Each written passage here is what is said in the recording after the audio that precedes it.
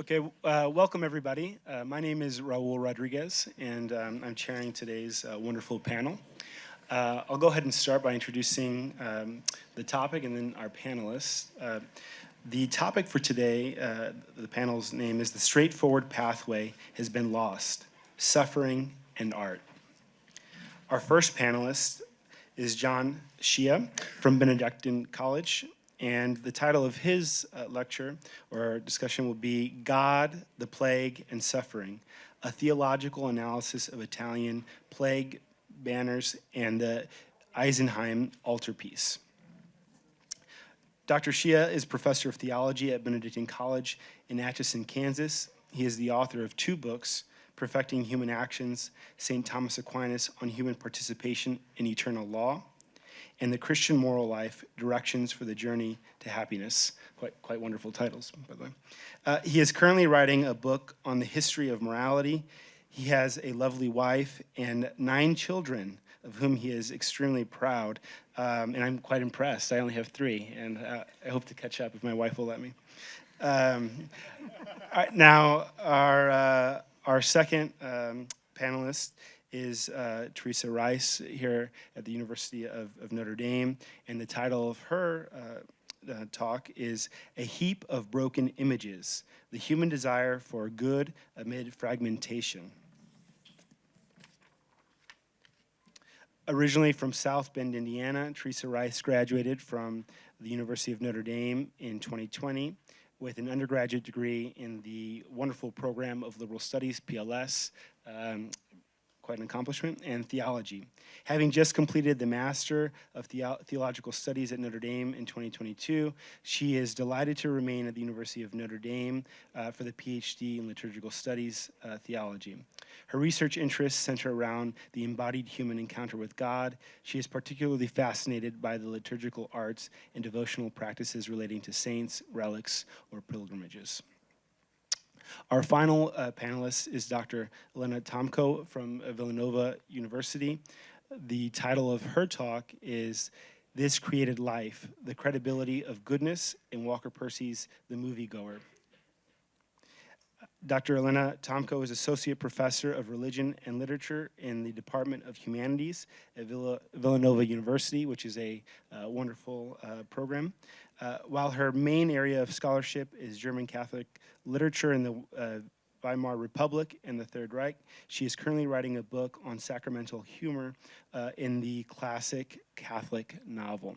Now, without any further ado, I'll go ahead and let our first panelist go.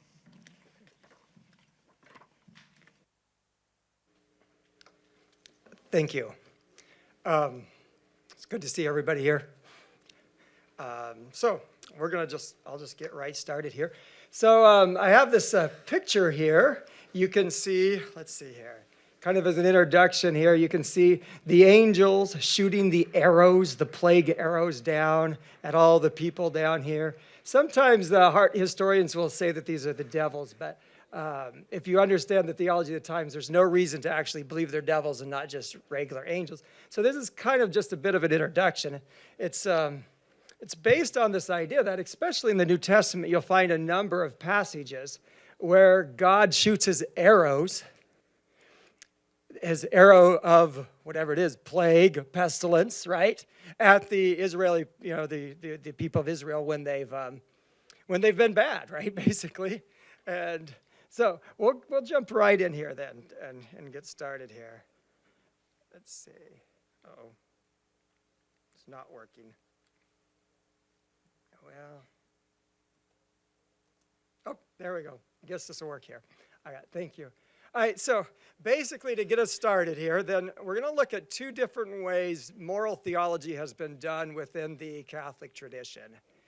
And one approach is a deontological or an obligation-based approach. Sometimes in Protestant ethics, it's sometimes called a contractual approach to moral theology or a kingship approach.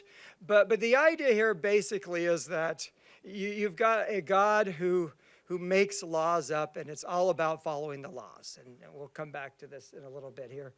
because let's jump over to the other side, versus a teleological or a beatitude-based approach to a moral theology. And the idea with this approach is that you have an ordered world, and God's made the world in a certain thing, and certain way, and everything in the world is made to perform its proper actions. And when it performs its proper actions, it's happy. And so that's all the way from the snails to human beings.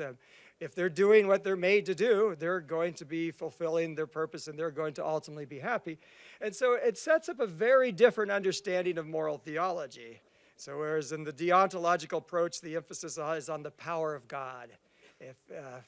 So good examples of this are, if you look back in the Old Testament, and you look at especially the history books or the prophetic books before the Babylonian exile, you'll see statements like, so-and-so, this king found favor with God and was greatly rewarded. Or this king was not walking in the way of God, and therefore they were punished. Or David, when David doesn't do what God wants him to do, he says, you can take 3 years of famine or 3 days of pestilence, right? You get the idea here, right? It's all about the power of God, and you have to follow the laws or else you're going to be punished. And so I'm not going to look through all of these examples up here, but I do want to highlight the two at the bottom here, and that is suffering is seen as a punishment and generally always to be avoided. So why? Because if you're suffering, think about the middle, 20-some chapters of Job, right? Over and over and over, they come to Job and they tell him, Job, you're a sinner. Curse God and die. How do we know Job is a sinner? Because he's suffering, right? And so over and over, and you even get to those later chapters where the first 3 people telling Job to curse God and die aren't influential enough. So you get the 4th guy and says, Job, you're really, really a sinner, right? Curse God and die. And Job says, no, right? Anyway, but that's the idea. Oops, sorry, now it's working. All right. But that's the idea here, right? You don't want to be suffering, because if you're suffering, you're a sinful man, right? You've obviously disobeyed everything. And then this next notion, human and divine causality compete, especially in the realm of freedom. You're doing the things God says, not because you want to, but because you have to.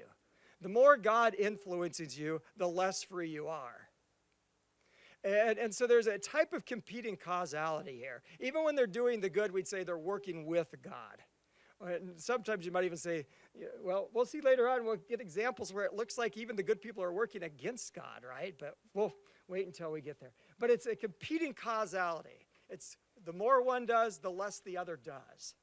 It's not like on the other side here, we get this God works through humans and human actions participate in God, which is a very different understanding of causality. All right, so we move over here. The emphasis is on the wisdom of God. God created this ordered world, and God is a happy God. He is a happy God, right? And God has made it so that ultimately he's a loving God, so he wants us to truly be happy. Right? And so the emphasis, we still have laws in the system, but the emphasis is the laws are not there for, in a sense, their own sake, right? They're here to lead us to virtue, which leads us to happiness. And the motivation is love of God, and suffering is seen as an important component of showing love in a fallen world. Just look at the crucifixion, right? It's an important component because, the idea here is suffering becomes the measure of love. And the more that you're able to love, then the more you fulfilled yourself and the happier you're ultimately going to be here. And then that last point that I was pointing to already is, is that God works through humans. In other words, the idea is there's not a competing causality. The more God does, the more he influences us through grace, through law, the freer we ultimately are. Our actions, we are the secondary causes of our actions, and God is the primary cause of our actions. And so, all right, let's move on here then to the next point here. So a little bit of history then. So let me put this in a little bit bigger context of my life so you kind of see what's going on in this presentation. So the last 6 years I've been working on a historical work of morality, right? It's studying the history of morality. And then in the spring of this year. Actually, I was in Italy teaching, and one of the things I was trying to do then is I was really trying to get a sense by looking at the artwork and looking at all these other cultural aspects, what was the history of morality like there? And so let's kind of go through this, and we'll see how this all fits in. So we already noted the primary system found in the Old Testament is this deontological system, especially like the historical books. It's not the only system found there. You will find some very teleological passages in the Old Testament as well, especially as you get into a lot of the wisdom literature, a number of the different Psalms. But certainly it's, especially the works that I pointed out, it's very common. So the early fathers of the church are primarily teleological. But as the church grows, it tends to change here. So what's going on here? The Hebrew people are prepared by God for this, a teleological way of looking at the world by basically centuries of God being faithful to the covenant. So when Jesus comes and presents a more teleological system, they're ready to accept that. And Greek philosophy prepared basically all the educated people in the Roman kingdom, right, in the Roman Empire, for a teleological approach as well. But as Christianity expands out beyond that, they are not culturally ready. They're not culturally ready to accept a teleological approach. And so it becomes much more deontological, at least for the common people, certainly for the more uneducated clergy. You'll still get a very more teleological understanding in the monasteries and places like that, and among the more educated people. But in general, it's much more like the deontological view, right? You can imagine why, right? You've got your very uneducated person, your uneducated priest, and the priest needs to tell the uneducated person why he shouldn't commit adultery. He's just simply going to say, because if you do, you're going to go to hell, right? He's not going to go into any emphasis about how this is going to make you happy through your suffering. And so anyway, you get the idea. Thomas Aquinas considers the deontological system to be pedagogically necessary in the development of a child into an adult. Right? When you have your 2 or your 3-year-old and they're doing something bad, you don't tell them, stop doing the bad things because later on in life, it's going to make you a less happy person. No, you tell them, hey, you do the bad thing, you're going to be punished. But as that child grows, they have to understand why. And as a parent, you move from presenting a deontological front to a teleological front. So they change from being, in a sense, more like a servant, right, the uneducated child, to becoming your friend. Right? And then and Thomas Aquinas notes these things, and then he applies it to salvation history. He says, well, this is exactly the same thing God did. He met the Israelites where they're at. They weren't ready for a teleological system. Starts with a deontological system, and as time goes on, as they grew up, so also he changes the system he's using, right? All right, that's all good, but then we get William of Ockham. Poor William of Ockham, considered the villain of all. He wasn't really that bad of a guy, and he was frankly right in a lot of things. But anyway, he systematizes a deontological view, and that's when we get the real problems. Whereas Thomas Aquinas systematizes a teleological view. In other words, we start with a wise and loving God, and he says, what flows from that understanding of God? And then he applies it to all areas of philosophy and theology. William of Ockham starts with the deontological God, this very powerful God who, frankly, rules become very arbitrary for. And he says, what follows in all areas of philosophy, theology, based on this understanding of God? Right? And then we get the Black Plague, right? He dies 1347, the height of the Black Plague. And what happens? All those educated people in those monasteries, what happens to them all? They die. And the common people, well, they're already deontological. Now William Ockham brings a very, very coherent deontological system forward. And suddenly a lot of the church is beginning to change. And so what's the theology like in the late 1400s? Mostly deontological, obligation-based, right? That's really what's going on here. And so here we have this fresco from the 14th century in France. It's depicting the plague personified as a woman. She carries arrows that strike those around her, often in the neck and the armpits, where the the bubo. With the bubonic plague, where you tended to get the swelling and the open sores and the rottenness, right? Because the plague really stunk because you were smelling and you're oozing bacteria-laden stuff. Okay, anyway.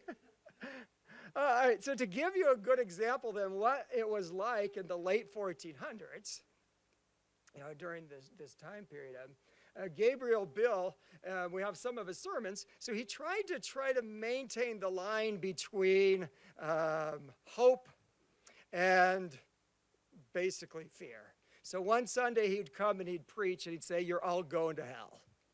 And the next Sunday he'd come back and say, but you can be saved.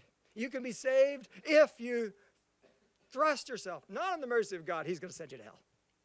Not on Jesus, he's still going to send you to hell. But on Mary, right? So then I'm down here in Italy looking to see how is this affected. Gabriel Bill's in Erfurt in Germany, northern Europe. How's this understanding affecting southern Europe as well? And I'm seeing some good things like some Francis of Assisi, things like that. But then I come across this beauty. Right? This plague matter in Corciano. And you probably can't see everything. But up here we've got God the Father. And what's God the Father have? Can you see? He's got arrows, right? And down here, what do we have? We've got the people. Here's Corciano back in the 1500s. That's an amazing thing. The town looks very similar still today. All right, and let's see here. Here we've got St. Sebastian. Over here we've got the saint of the town, Augustine. The Augustine brothers were there. Right? Anyway, and so God the Father is shooting these arrows down. And who's protecting all the people? It's Mary. Right? Mary is protecting them from the wrath of God. Because, remember the sermon I just told you, Gabriel Bill is talking about, right? Right? Don't go to God. He's going to strike you down with the arrows.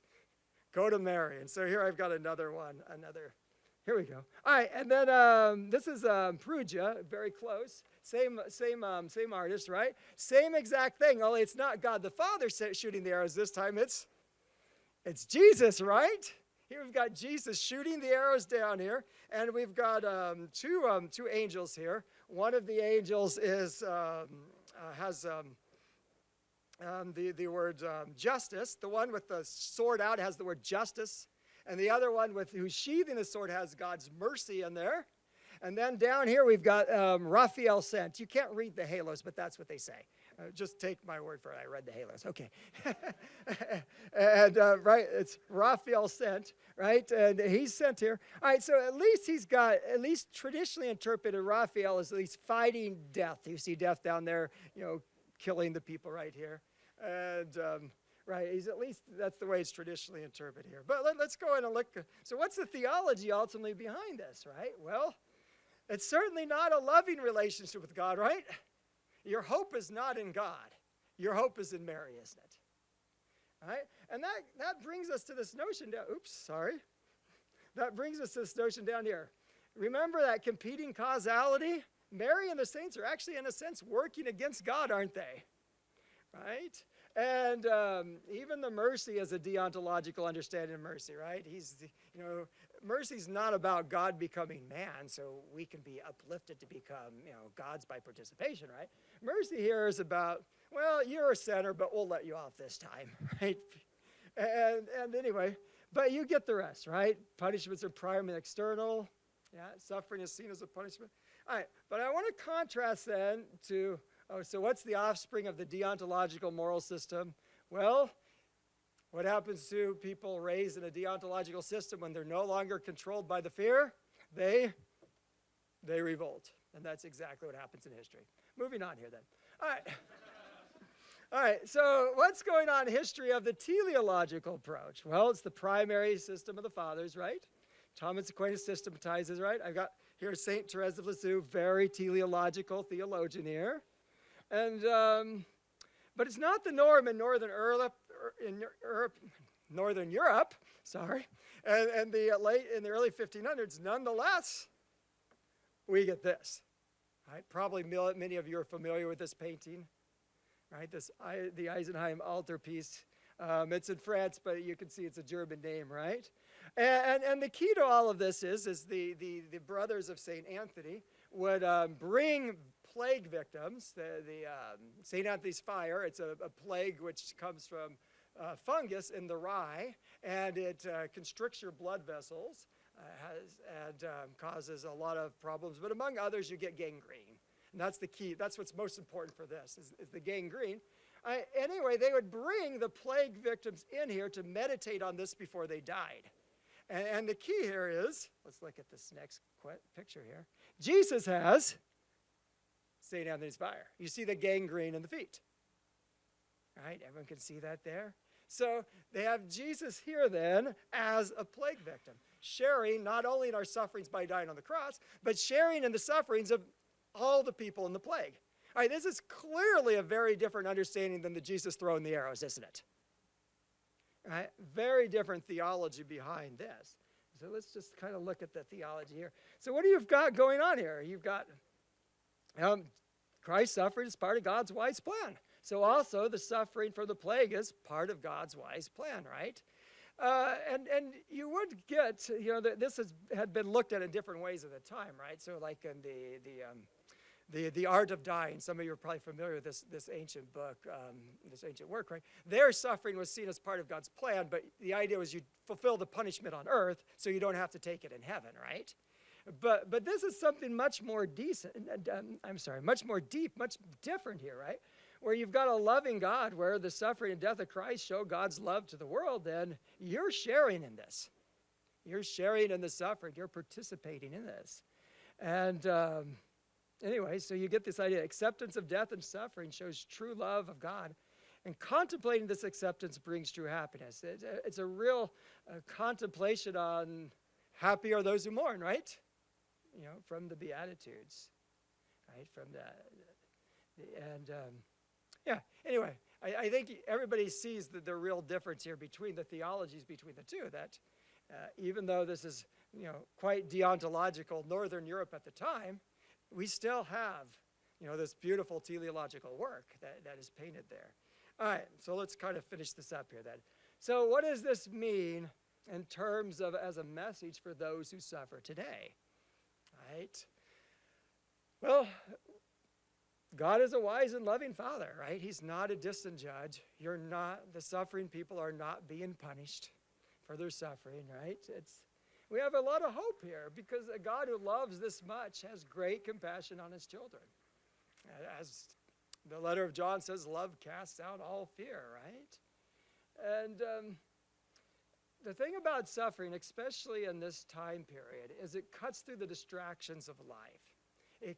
Because we live in a world where it's so easy to be distracted. It's so easy to find the false happiness in doing sinful activities.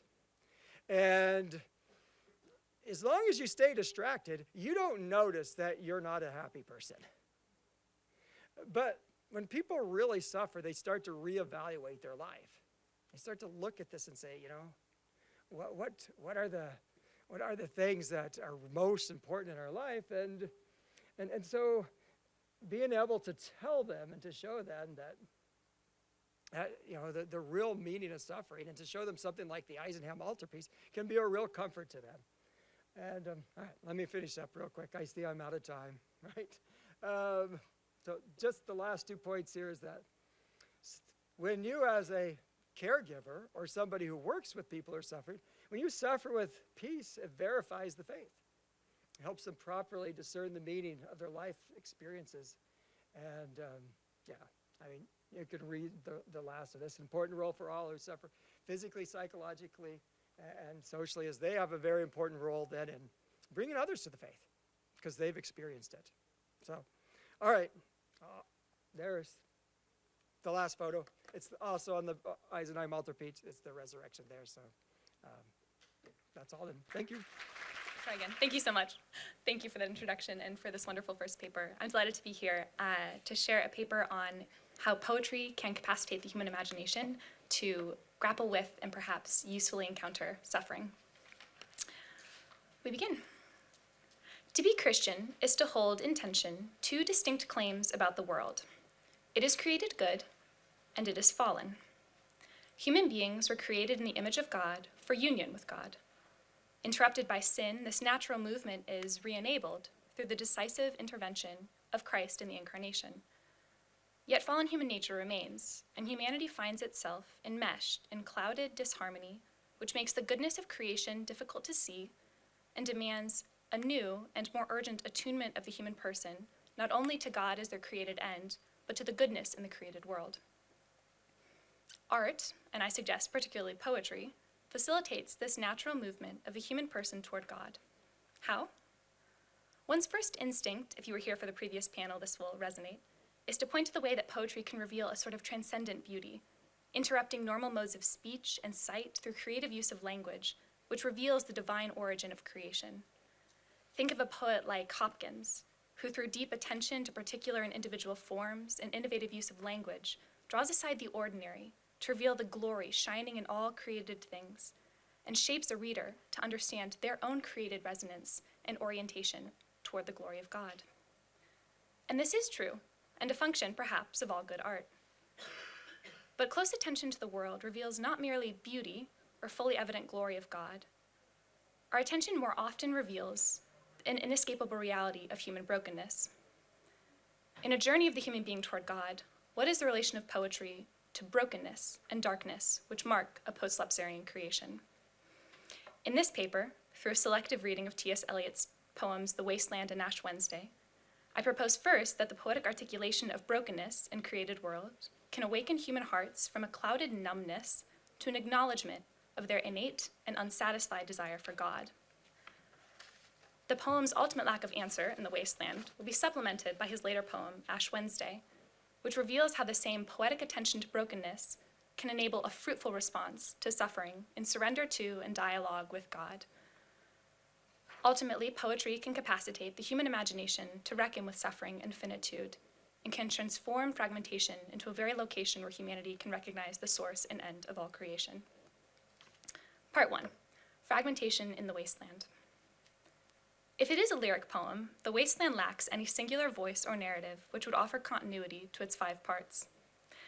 It is largely held together by a tone, a mood of shifting unreality. It is a work which holds together because it has no center. The lack of any singular foundational narrative paints an early question in the poem with a tinge of irony.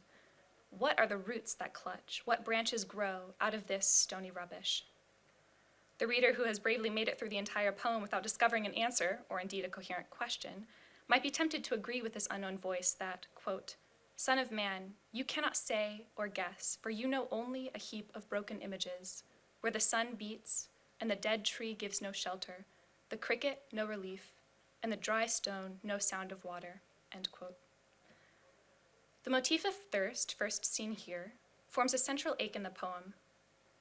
For the sake of intelligibility, a difficult task with this poem, my paper will take only this theme of thirst from the sprawling expanse of the wasteland, though I will note that the theme of thirst, both spiritual and physical, is performed through the stifling lack of narrative anchor, which leaves the reader parched for coherence.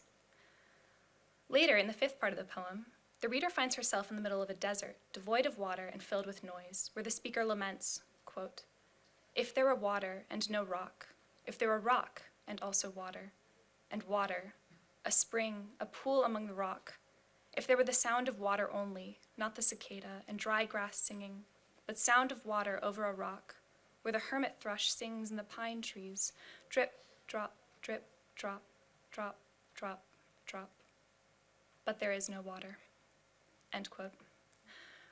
The longing for water in this tired litany of desire reveals the cruel irony of the poem, the negative knowledge of what one cannot have. The sound of water, so pathetically desired in terms that the rich man begging Lazarus for the drop of water in Luke's gospel might well have understood, is enacted by the reader in the onomatopoeia of drip, drop, which reveals that it's emptier than ever. The desire for water, mentioned 11 times in 29 unpunctuated lines, is fundamentally a meditation on absence.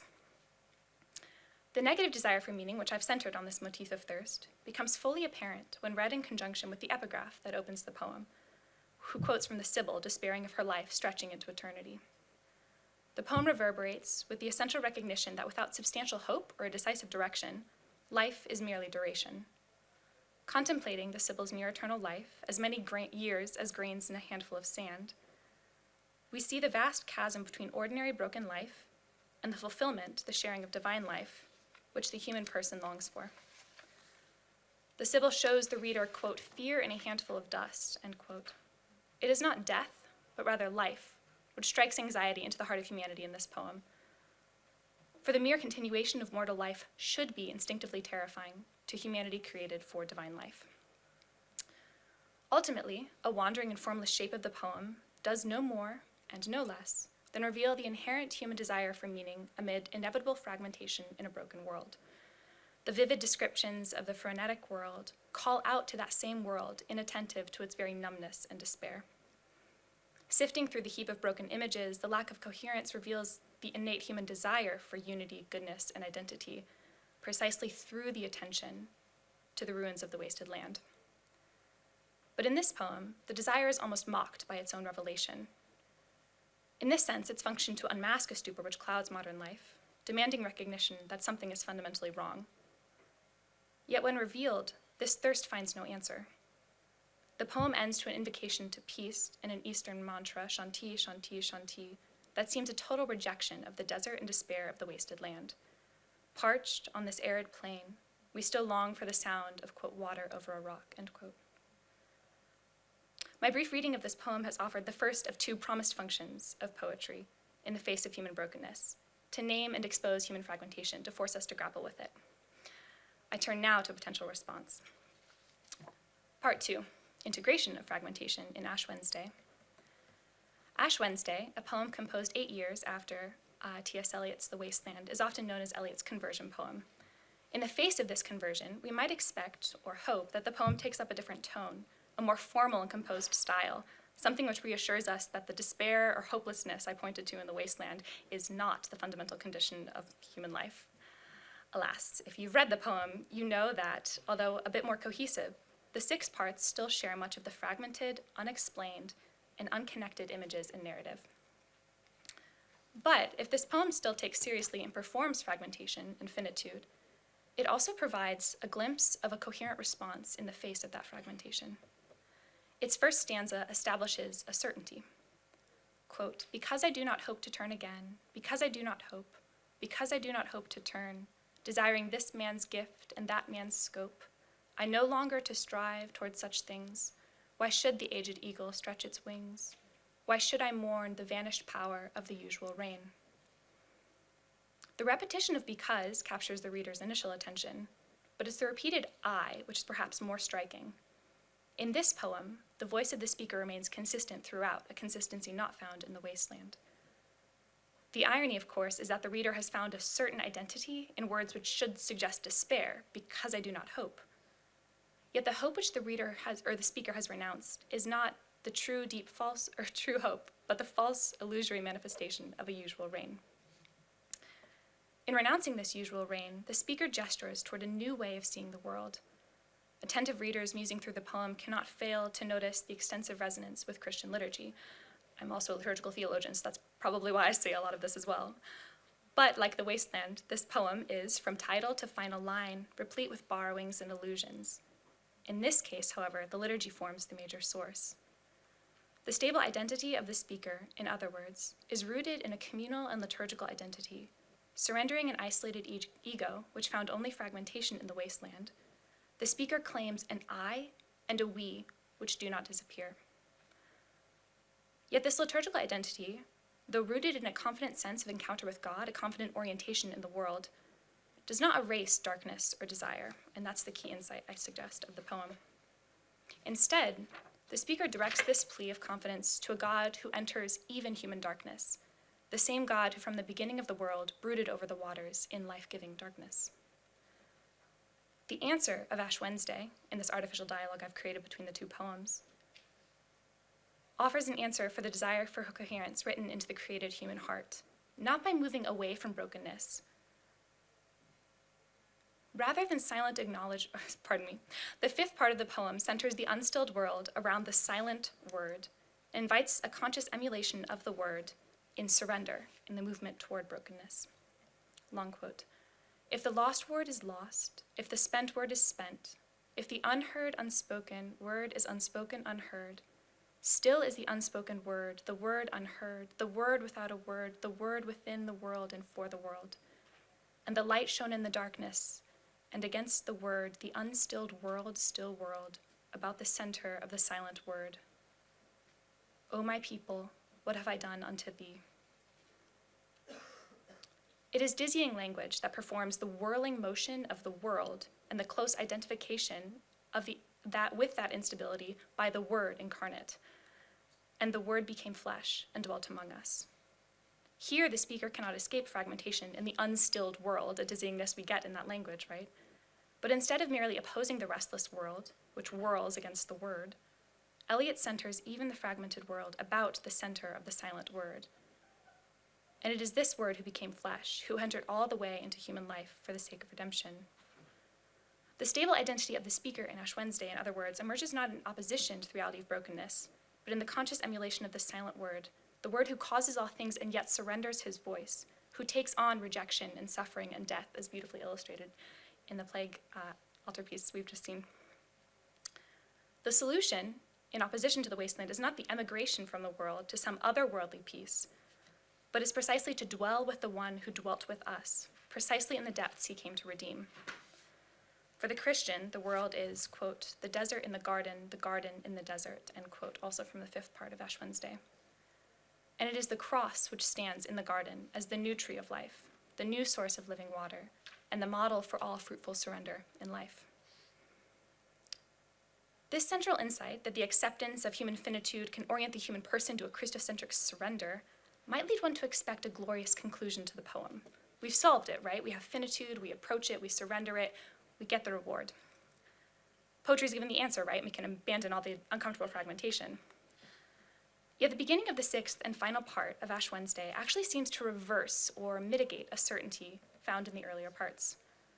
It opens, although I do not hope to turn again, although I do not hope to turn.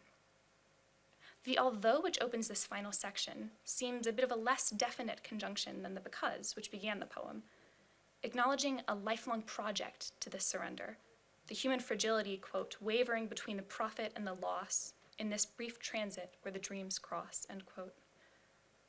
This stable identity and commitment to a firm direction does not, in the poem, totally resolve the human challenges of existing in a shifting, unstilled world.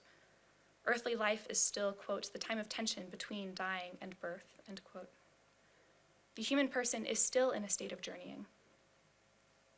Thus, with the knowledge of human frailty, the final stanza is a prayer.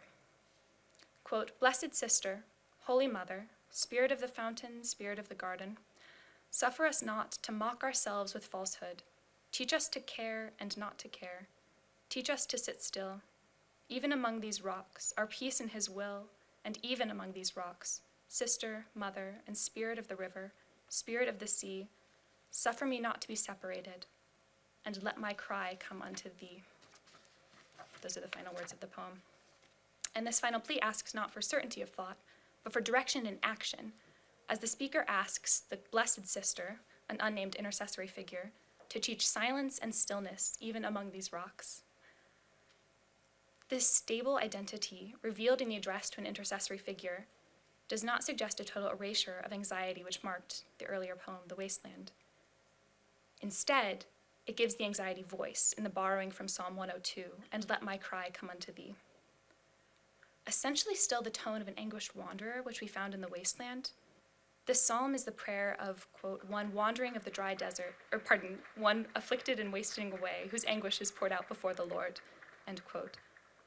Yet unlike the wandering of the dry desert, where voices never resolve into more than distant shadows, this poem, from anguish, has a singular definite subject, a subject in dialogue with God. The questioner has not only a concrete question, but an addressee, someone to whom prayers can be addressed, who can teach us to sit still and speak the word only. Thus, in ending the poem with thee, the speaker in Ash Wednesday stakes their identity within a personal invocation of God. The position in fragmentation has not changed. It's merely the direction, the address. This dialogical address to God is not the innovation of the speaker. It is, I suggest, an insight gleaned from the liturgy. but it is more importantly the response of the creature to the God who has already moved to create and love, a response which takes seriously the weight of freedom and the difficulty of constancy in a clouded post-lapsarian world. Conclusion. What can we gather from the short and fragmentary heap of broken images I've offered here today?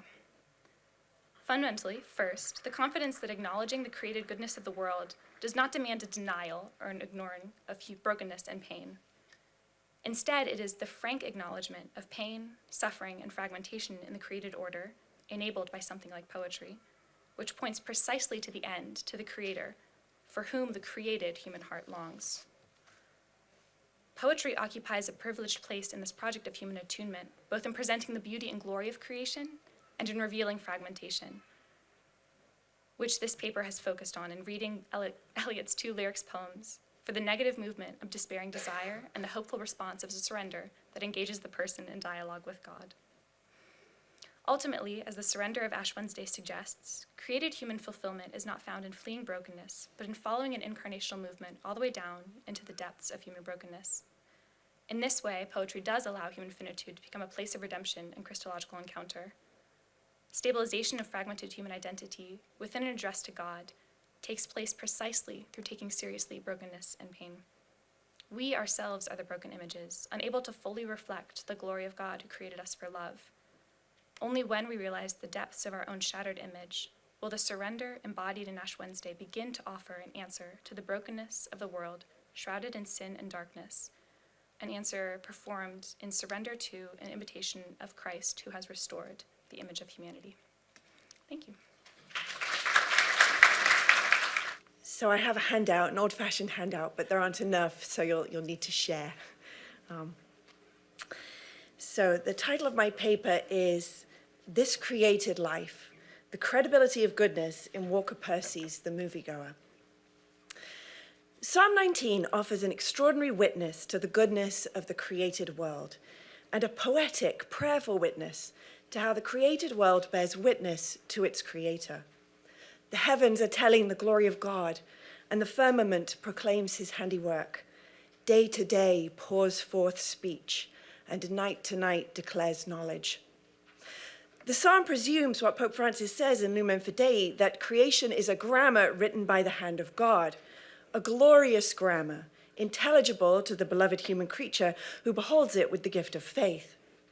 St. John Paul II similarly notes that Psalm 19 conceives creation as a cosmic epiphany of the Creator. The heavens are, in his words, eloquent witnesses to the creative work of God. They narrate or proclaim the marvels of the divine work. They're messengers that transmit the great news of creation. The eloquent witness of creation has inspired the tradition of hymnic poetry that we inherit wherever a culture has been touched by the Psalms. The world is charged with the grandeur of God, writes the Victorian poet Gerard Manley Hopkins. It will flame out like shining from shook foil. Hopkins exemplifies this hymnic capacity to find a psalmic, sacramental pulse in creation and express it in beautiful words. For Hopkins, the created world is fathered forth by its divine creator, but it also offers a credible witness to its incarnate Redeemer. Whenever a creature does its creaturely thing, whether it is a bell ringing or a kingfisher flying, or in a special way, a just man justicing, it is Christ who is playing there, lovely in limbs and lovely in eyes not his. Now, at this point, you may be wondering whether I'm reading the right paper. How does this age-old hymnic capacity, exemplified in Hopkins's verse, relate to Walker Percy's The Moviegoer? This mid-century novel is known for its laconic first-person narrator, Binks Bolling, who is anything but hymnic. Binks's narrative oscillates between habitual despair and ironic detachment. The story unfolds in New Orleans 1 week before Mardi Gras, around 1959. Its main action ends on Ash Wednesday, Binks's 30th birthday. Binks is living the nondescript life of a nondescript stockbroker. He has moved from the vital heart of New Orleans into a boring suburb where he goes to the movies and dates his secretaries. On the Wednesday before his birthday, however, he awakens to the possibility of a search. He tells the reader of a similar experience during the Korean War when he regained consciousness under an azalea bush, observing eye to eye a dung beetle scratching around beside him. He had then vowed to pursue the search, a vow he forgot until this Wednesday morning. For Binks, the search is indeterminate. He's doubtful about finding credible witnesses to the goodness of anything, and he's not convinced about their createdness. He's tried a vertical search, reading fundamental books from Einstein to Tolstoy that might answer the great questions. The only difficulty was, he explains, that though the universe had been disposed of, I myself was left over.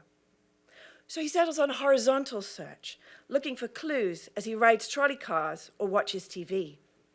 He insists he is not a restless heart, restless until he finds rest in his divine creator. The vertical search was about physics before metaphysics. The horizontal search is about meaning, not its maker. Binks is a post-Christian searching self, less like St. Augustine and more like that dung beetle, scuttling around in search of who knows what. It is the dung beetle that Binks recalls when he hits rock bottom toward the end of the book, and you're going to have to excuse my French as I read this quote out. Now, in the 31st year of my dark pilgrimage on this earth, and knowing less than I ever knew before, having learned only to recognize merde when I see it, my only talent smelling merde from every quarter, living, in fact, in the very century of merde, the great shithouse of scientific humanism, where needs are satisfied, everyone becomes an anyone, a warm and creative person, and prospers like a dung beetle.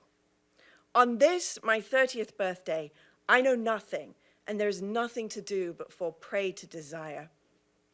The crassness of this passage, for which I apologize, again, with its snarky allusion to Dante, takes us as far as we can go from the eloquent witness of all creation in Psalm 19, or Hopkins's hymnic verse. No, the world for Binks does not shine forth either its createdness or its goodness. It just stinks of death and detritus. Binks is despairing about the very possibility of the world being created and known. Things are metaphysically unintelligible to him, excreted, not created. A gulf of anguish separates Binks's narrative from hymnic utterance. But what I am going to show is that Percy wrote the Moviegoer for the sake of mapping and then bridging this gulf. Even Binks, compelled towards disaffiliation from all the goods in his life, even this man may yet decipher and speak forth the grammar of creation. Binks epitomizes the mid-century moment, fixated by movies, reading Kierkegaard on the side, and lapping up the nascent mass culture. But Percy's novel speaks into our moment because it anticipates the anguish inevitable in all post-Christian cultures. The Binks problem, as I'd like to call it, is even more pressing in a culture that has stepped farther out of belief in its createdness, but struggles to measure the credibility of what it has stepped into. My goal today is simply to show first how Percy sets up the Binks problem, and secondly, how he beckons Binks out of the netherworld into which he has wandered, restoring him to himself, to being, and to the possibility of hymnic utterance. So part one, the Binks problem. When the Moviegoer won the 1961 Book Award, everyone was surprised, including Percy. And if you have the handout, that's him looking surprised on the handout. It was Percy's third attempt at a novel. During a pathology internship at Columbia University, Percy had contracted TB in 1942. He recuperated at an upstate sanatorium, strangely enjoying the treatment routine just when many of his peers were fighting in the Second World War. Sanatorium life transformed Percy from doctor into patient, from scientist into writer, and from anguished seeker into sincere Catholic. I gradually began to realize that as a scientist, a doctor, a pathologist, I knew so very much about man, but had little idea what man is. He became addicted to the fiction of Kafka, Dostoevsky, Tolstoy, Sartre, Camus, and Thomas Mann, and the existentialist philosophy toward which these books oriented him. Writing a decade after these experiences, the convert Percy crafted Binks' Bolling with a voice, unhymnic and world-alienated, that is a pastiche of Mann's Castor, Sartre's Roquentin, Tolstoy's Ivan Illich, Dostoevsky's Underground Man, and Kierkegaard's Seducers.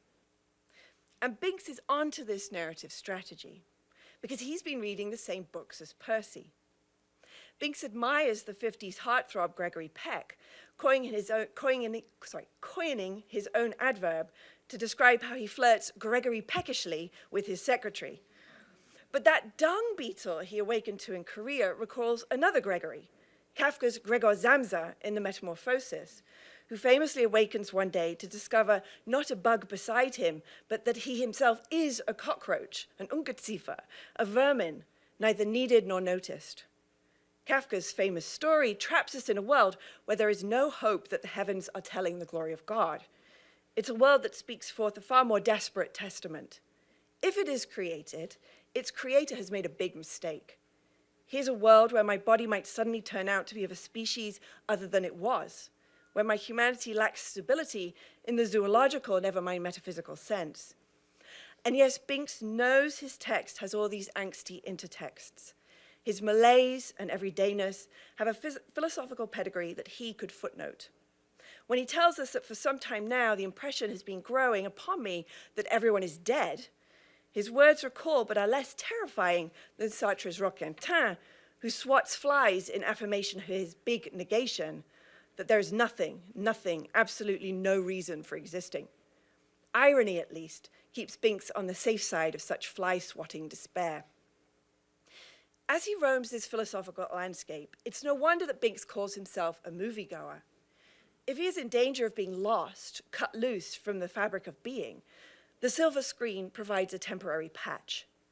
Binks capitalizes on what the Frankfurt School philosophers found unsettling about the mid-century movies.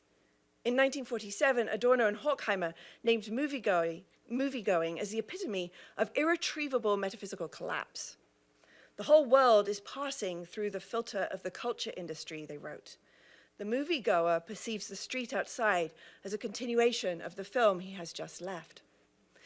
But if the world lacks meaning, why not surrender to the screen and its aura of heightened reality? If the world's createdness is no longer a cultural given, why not indulge the culture industry with its genius for fabricating worlds? Why shouldn't Binks create his own reality, or at least purchase it as a double bill? So, part 2, Saving Binks. Walker Percy sets up his novel to ask all these questions, but undermines them from the start with an ironic lilt that prepares the reader to expect more from Binks. The Catholic Percy, received into the church in 1947, had come to believe that the grammar of creation simply is epiphanic of its divine creator. The problem lies not with the intelligibility of things, but with the human creature's atrophied ability, even culpable refusal, to read the signs. The appeal of Catholicism lay for Percy in the church's authority to guarantee the good news about the world's createdness and its redemption. Because if you can't see all this for yourself, you need someone else to show it to you. You need a witness, an apostle. You need the church. By the time The Moviegoer was published, Percy had long been meditating on why the fiction and philosophy of alienation appealed to him so strongly. At the sanatorium, he had read an essay by Søren Kierkegaard that turned his attention first toward Christian existentialism, and second, drew him toward Catholic, especially Thomist, responses to existentialism. I don't know if you read Josef Pieper, but a 1957 essay by Pieper on Aquinas' negative philosophy mounts an argument characteristic of this mid-century Catholic dialogue with existentialism, so important for Percy. Pieper quotes Sartre's claim that there is no such thing as human nature because there exists no God to think it creatively. This, Pieper notes, is a curious affirmation of St. Thomas's claim that we can speak of the nature of things only when they are expressly considered as creatura. The atheist existentialists have exposed the obvious to Pieper. Their radical negation of the doctrine of creation has awakened him anew to creation as the hidden key to all St. Thomas's thought. Things can be known because they are created is a doctrine self-evident to the medieval mind, but opaque to the mid-century modern mind. This same hidden key of creation and the Thomistic realism it unlocks allows Percy to solve the Binks problem.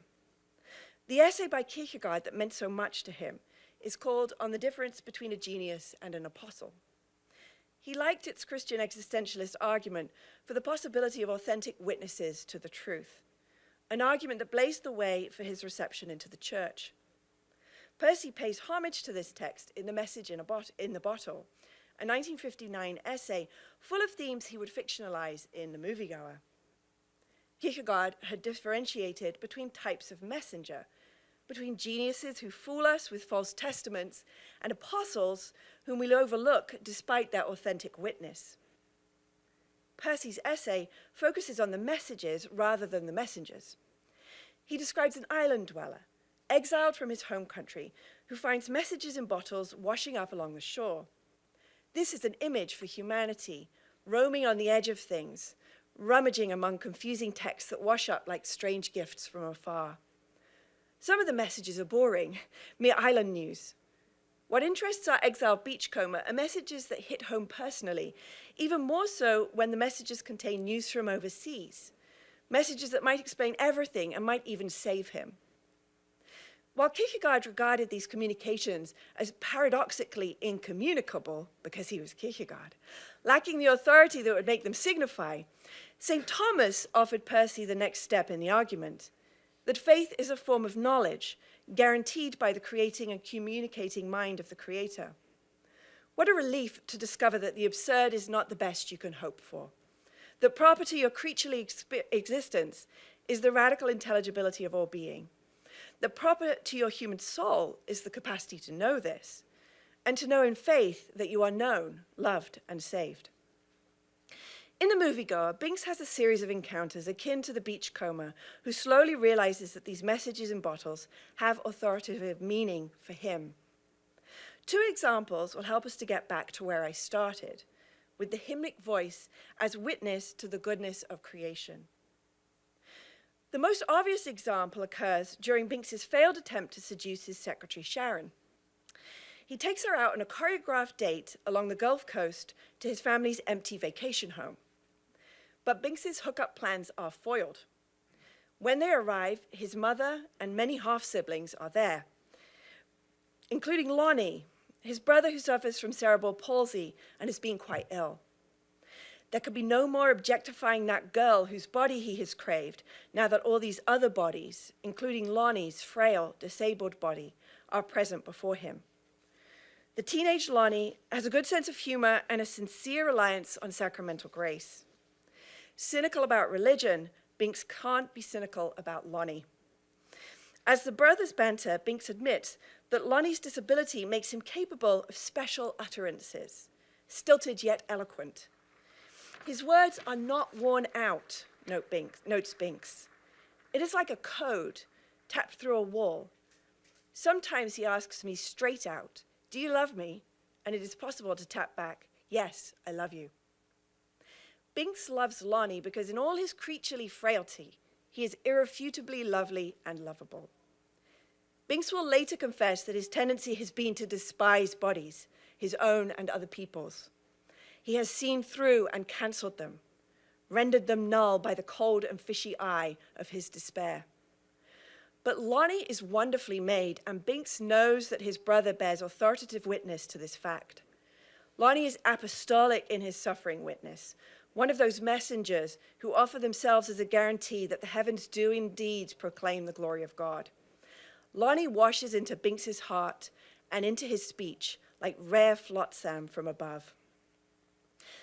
While the novel contains several episodes that follow this pattern, I'll conclude with the episode that builds most directly on this brief surrender by Binks to hymnic utterance and a vision of things that concedes their sheer goodness. Lonnie's power of speech taps into a cosmic order governed by love that defies the discourses of world alienation that otherwise have dominated Binks's narrative and its intertexts. But Binks has been reading other books too. In the novel's final pages, as he sits waiting for his cousin Kate near his house, he spots a black man leaving the local parish church. It's Ash Wednesday. Binks can't tell if the man's been ashed because his forehead is an ambiguous sienna color and pied. This racially awkward observation should give the reader pause. Binks muses cynically about the man's motives for being there. Perhaps he's trying to get ahead in life by showing up at our church in this white neighborhood. Or perhaps, Binks conjectures, the man believes God is present here on these suburban streets. But then Binks's cynicism yields to wonder. Or is he here for both reasons?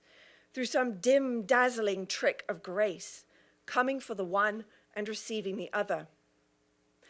What the language here reveals is a hymnic intertext that blinds Binks with the goodness of creation and, moreover, the majesty of grace perfecting it. For that unusual word pied comes from the title of Gerald Manley Hopkins's famous poem, Pied Beauty, to which I alluded at the start of my paper. Hopkins's ode proclaims the glory of God from sky to riverbed. And Binks stumbles on this word pied like Paul en route to Damascus. When he then describes grace as dim dazzling, he enters deeper into Hopkins's hymn, which famously extols the manifold work of the Creator who fathers forth creation as swift slow, sweet sour, a dazzle dim. The poetic message in this bottle is a testament, converging at the corner of art and life, to the goodness of it all, and Binks affirms it. As the Council Fathers noted in Gaudium et Spes, without the Creator, the creature would disappear. When God is forgotten, the creature itself grows unintelligible. This American life is a created life. We can't live it well without recognizing our creaturely dependence. The conclusion of Percy's Moviegoer often confuses readers with its reticence. This confusion befits the era for which Percy wrote the novel, for our era of disappointment and disaffiliation. In the novel's epilogue, Binks is as laconic as ever, but something has changed. As Percy wrote elsewhere, Binks has had a glimpse of the goodness and gratuitousness of created being. He's witnessed it himself, and he's also witnessed how apostolic witnesses witness to it. He can't pretend otherwise. He's standing right there, capable of a new mode of utterance, deciphering the grammar written by the hand of God, unable to deny that day to day pours forth speech, and night to night declares knowledge.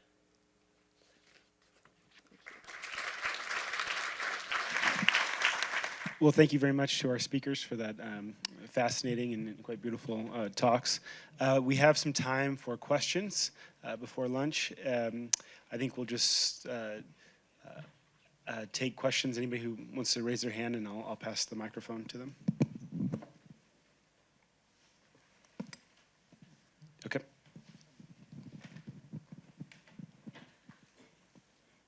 I'd love to ask everybody questions. John, I'd love to hear more on how Grunewald painted those two pictures together and the contrast of them. And Helena, I'd love to hear more on Walker Percy's other novel. I want to hear your reading of all of Walker Percy's novels actually now. But I'm gonna go to Theresa for my question because T.S. Eliot. I'm a T.S. Eliot. I wouldn't say scholar, but that was my dissertation. But I have a dissertation topic for you if you were looking for one. So I don't know if you've thought about going all the way with it to four quartets. And to the greatest devotional poetry of the 20th century written in English, and also I think the liturgy is even more strongly stamped there. But I wondered if you thought about it all, how Eliot continues that. Certainly the notion of suffering endures, right?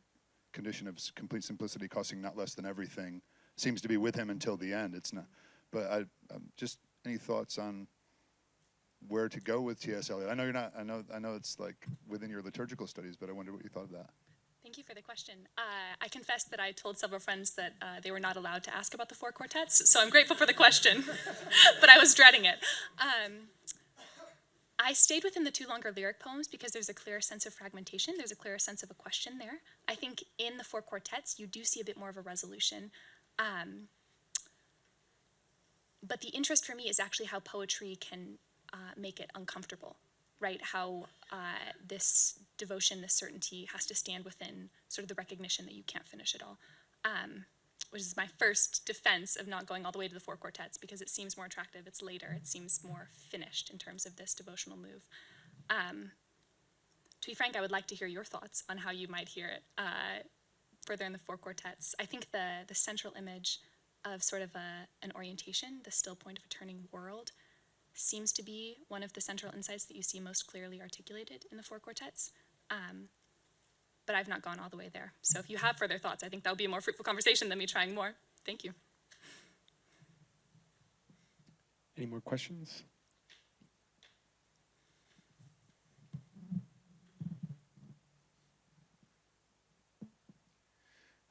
Thank you all for your beautiful talks.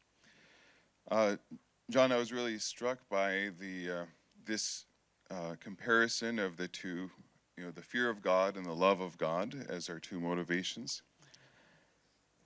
And in a lot of devotions in the last 2 centuries, that the fear of God still plays a part in church-approved apparitions and devotions. So the devotion to the Holy Face, which is growing in popularity in my neighborhood around Chicago. One part is, stay thy hand and cast not thy avenging thunders upon us, right? And then one of the apparitions of Our Lady of Fatima, I think this is to Sister Lucia after, she talks about Mary holding back the hand of Christ, and she can only hold back the hand of Christ for so long, and she's appealing to our conversion.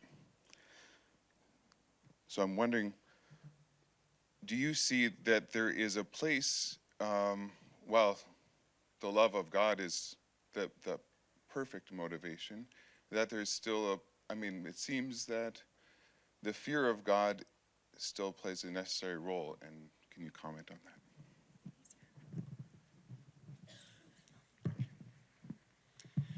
Yes, I've actually pondered this, not necessarily the Holy Face devotion, but you remember the scene of where the Fatima children, Mary shows them hell, right? Right. Yeah, and in many ways, it's certainly parts of the Fatima message are certainly a more deontological approach. There's no doubt about that, right? And so I've pondered this as well. And I guess part of the bigger question that I've asked hundreds of times as I've been working on this is, what should be the moral system that we're presenting to society as a whole, right? Because it's certainly the case that there's times in all of our lives where we just need to be afraid, right? Because God allows us to have sinful tendencies all the way to the end so that we don't become prideful, right? And on the other hand, I'll contrast the points that this other view with, like Saint Theresa of Lisieux. At one point she said, I don't even want us to talk about Mary as a queen or Christ as a king, because that might make people afraid of her, or see him as distant, and they won't fly to her as a loving mother, and they won't fly to Christ as a spouse, right? So I think the answer to this is how it all works out is, God comes to people where they're at. There are, if you follow the narrative, God comes to an Israelite people who frankly aren't ready, for Jesus Christ. He's got to prepare them through being faithful to a covenant for roughly 2,000 years before they're ready for you might say, the more mature, more adult understanding of who Jesus is. And if we live in a time period where fear of God may be the more effective way to motivate people, well, then God's going to come through apparitions in that way, right? But part of what I get to by the time I get to the end of my work is that with the new evangelization in a post-Christian world, we're working with something very different. Most people who have rejected Christianity, and this is very much along the lines of what you guys were saying here, most people who have rejected Christianity, they think they know what Christianity is. And that Christianity is this very judging God. And they think they've already, who's to be feared, and they think they've already rejected this already. And this is where I think why someone like a Saint Theresa of Lisieux or Pope Leo XIII and John Paul II, their views are so powerful that they come here and say, you missed the point. You missed the point all along. That's not what Christianity was about. It was about an ordered world, a world where God had made us that we're happy when we're in a loving relationship from the very beginning. And when you're children or when you don't understand God, it might be the case you're not ready. Maybe that loving relationship with God is not enough. Giussani says this, and then I'll stop because I'm starting to preach. But Giussani says this. He says, I get it why the 17-year-old isn't motivated by eternal life because he's 17, right? Death seems so far in the future. But why on earth is the 17-year-old willing to give up the happiness that comes from the loving relationship with God for the whole rest of his life just because he's not motivated by the eternal life that comes into the future? And so that's kind of my response that I give my students in class all the time. Right now, we need joyful Christians who show their happiness by ultimately loving God, who bear witness. I mean, this is the point of the Isenheim Altarpiece, right? Jesus Christ comes as somebody who's suffering, who's showing, who testifies to the love of God because he suffers with peace. And that verifies our faith. It's the loving couples who work it out, who stay together no matter what. It's the nurses and the doctors who love their patients no matter how easy it is to become hardened to these sort of things. That's anyway. I've preached enough. I'll stop here. We have a few minutes left. My question's for Ms. Tomko. Okay. You're writing a book right now on sacramental humor in the Catholic novel. I was wondering if you could give us a little preview and talk about the importance of that conversation. Yeah, well, the first thing I should say is my question is there such a thing as sacramental humor? So stay posted on the answer to that question. But you could possibly hear some of the ideas within that, within my talk today. But yeah, the basic idea for this is that in books like Walker Percy's fiction, Evelyn Waugh's, Flannery O'Connor, of course, Muriel Spark, many of our great classic Catholic novels, and I think that's what we should be calling them at this point. People worry that we don't have enough great Catholic new fiction, but we've had this flourishing period within living memory. There are some common denominators in that fiction that don't just boil down to the word Catholic. And if you think about your own experiences of reading O'Connor or Waugh or Percy or Spark, they are Chesterton. I mean, we can add to this list. There is a humor there that I don't think we've described well enough. When we talk about humor, we tend to default in our snarky world to talking about satire. And my proposal is that there is another mode of humor that is in some way sacramental, that is proper to the Christian life. So just to go along with what you were saying, the joyful that in some way it is a consort of the fruits of the Holy Spirit, and we need to laugh a little more. We have maybe time for one quick question, quick response. My question's for Dr. Tomko, and I found your work through your essay on Muriel Spark and the narrative, the interplay of the Hopkins poem in her book, The Girls of Slender Means, so I would encourage y'all to look that up. I thought that was a magnificent article. I'm wondering if there are other instances, since you've now talked about this with two novels, where you see a novelist using poetry to get at a sacramental understanding of the world. Yeah, I think that's actually part of the long view on the classic Catholic novel, is just to see how intertextual it is. In the panel you were on yesterday, we were talking about Waugh's interest in Newman, and there's Newman all over Spark as well. I actually think it's a characteristic of the classic Catholic novel that is deeply intertextual. And Hopkins is actually all over the place. He showed up. I couldn't believe it when I realized that in the famous ending of Moviegoer, there were all these huge hints dropped toward Hopkins' most beloved poem. So I think it's almost best to think of as many of our great Catholic novelists also being great readers. Flannery O'Connor being maybe the greatest reader among our Catholic novelists, and that to understand them best, we need to engage with them as deeply engaged readers as they write. Yeah. Well, unfortunately, we're out of time, but if you could join me in giving one last round of applause to our panelists.